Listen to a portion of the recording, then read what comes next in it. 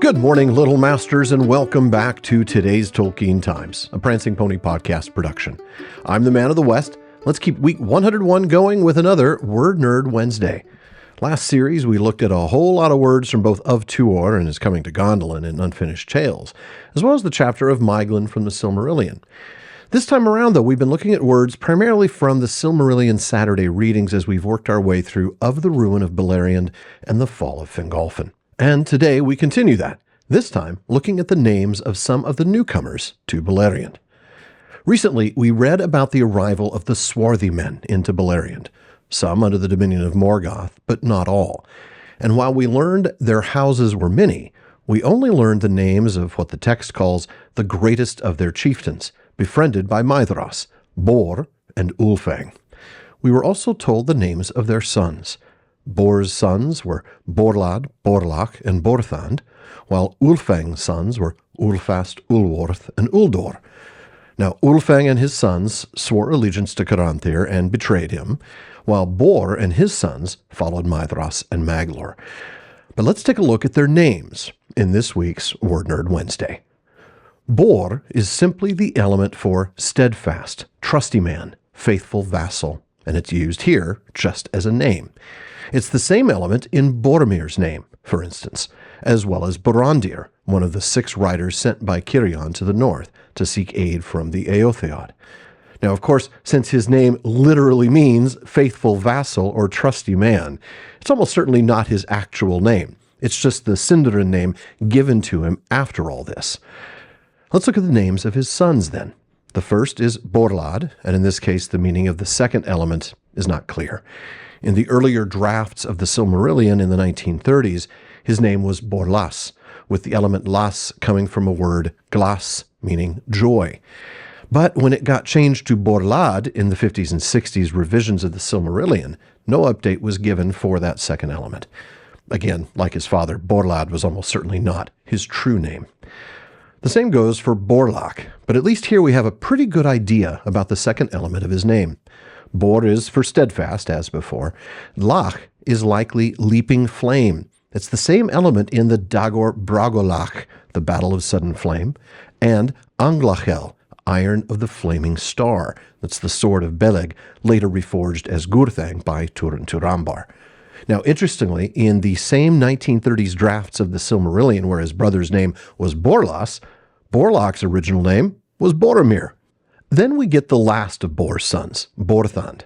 Same steadfast element, of course, all of these are steadfast, with the second element being a Noldoran element Han for intelligent or understanding. Now, his name in those earlier 1930s versions was Borthandos, which was glossed in the etymologies as a combination of Borth, steadfast, and Handos, intelligence. Borthandos became just Borthand in the 50s and 60s revisions. So, you have steadfast man, faithful vassal, and his sons, steadfast flame, steadfast intelligence, and steadfast we don't know. Like I said earlier, it's pretty clear these weren't their actual names, just the names given to them later by the elves. And if you weren't entirely certain of that, I think the next set of names will convince you, because nobody would name their kids these names otherwise. You see, Ulfang appears to be a combination of 2 elements. Now, the second element, Fang, is probably something you can figure out. Fangorn, treebeard. Fang is the element for beard. But the leading element, Ul, is a Noldoran element glossed as ugly. So, Uglybeard betrayed Caranthir, big surprise, and all his evil sons have the same Ul prefix for ugly.